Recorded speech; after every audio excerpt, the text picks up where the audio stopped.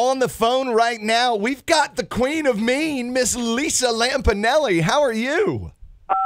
Fantastic, and congratulations to you for speaking to me. It is. Congratulations for me. I've been excited. It sounded just a second ago like you censored yourself already. Ever. Oh, my goodness. Such a professional. You know me. I can do 3 minutes of talking without cursing.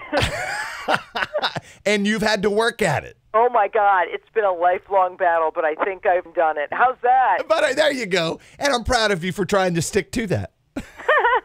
So how are you today? Cannot wait to come to Louisiana. Oh, girl, come on down. Now, you do realize the name of the venue you're playing, right? Well, I know I busted mine a while ago. I mean, see, now it's spelled Heyman, but is it actually pronounced Hyman? It is. It's pronounced Hyman. I'm so embarrassed for Lafayette. I know, right? The jokes are just going to write themselves for you.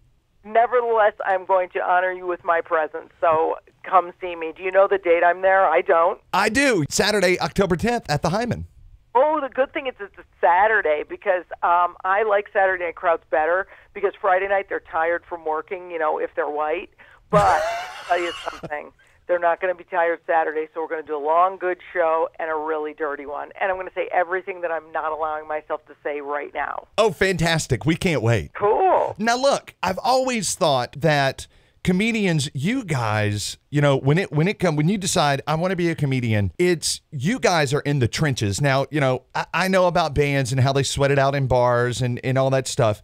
But compared to what comedians go through to try and get their career going, you just have, am I correct in assuming you guys go through hell to make it? I mean, pretty much. I remember driving 21 hours straight because, I wanted to do this gig in Florida so bad when I was just started, and you sleep in your car if you're on the way to a gig and you're tired, and you just kind of stay in the worst hotels and the worst crappy condos with other comedians and stuff, and then you put up with, and I was a woman comic. Oh, I guess I still am, unless my name's Ellen. But I was starting out, when women weren't really headlining that much and everything. So it was really kind of, I don't know, but those times seemed bad then, but now I look back and I go, that was cool. You earn your stripes, you know what I mean? Sure, absolutely. You're in the trenches, and that's where the ones that aren't going to make it, they give up and quit. And, people like you that stick to it and you're talented and you're ready to put the work in, you make it, and here you are. Yeah, I'm really lucky because I'm one of the few comics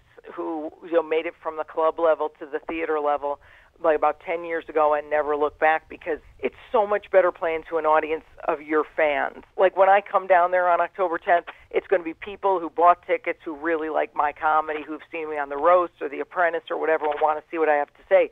But, man, some comics just never make it out of that club level where, you're kind of second billing to the chicken nuggets. So it's really, really a blessing that I got this far. I'm really happy with it. Well, and congratulations to you. I'd also like to talk about, you have a recent album that came out, a few months ago, correct? Yeah. I had my fifth special, my fifth 1 hour special on TV, and it was called Back to the Drawing Board because, as you know, I'm an insult comic. I insult every race, creed, color, sexual orientation. Right. And, a lot of things happened to me in the last few years that people wanted to talk about that was more important than that stuff. I had lost, 107 pounds. I'd lost another 250 by getting a divorce.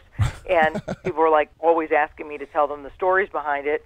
So in that special, I talked a lot about it. So it's come around to me talking more about my life. And yes, I still insult people in the audience and have a good time. But I think we get to know each other a little bit better for both of us now. So, yeah, the album and the album on iTunes really reflects a lot of that. So, and people can pick that up, iTunes, Google Play. Here's something else I'd like to ask you. And you're like the first big successful comic that I've ever gotten a chance to talk to. So I've always had these questions. It seems to me that when it comes to a comic's career, when you can get your own HBO special, that's like the top of the hill. You've made it. Am I right in assuming that? Yes, because I called that, when I got that, I called it a resume changer. Because there's certain things I've done in my life that are definitely where you go, okay, I've done it now. I sold out Carnegie Hall, I sold out Radio City Music Hall, as I said, The Apprentice, The Roasts, and... You were nominated for a Grammy. Yeah, that was great. but I would have won it. That would have changed the resume. Now I'm just some loser with a dream. But the HBO special, you just go, wow, how did that even happen? You know what I mean? And Sure. my career, I've always been like, well, I'm just doing it because I love it. And I think that's how it happens. You just like, you enjoy doing it so much that the good things kind of happen out of nowhere and just hard work. So, yeah, the HBO special was a huge deal.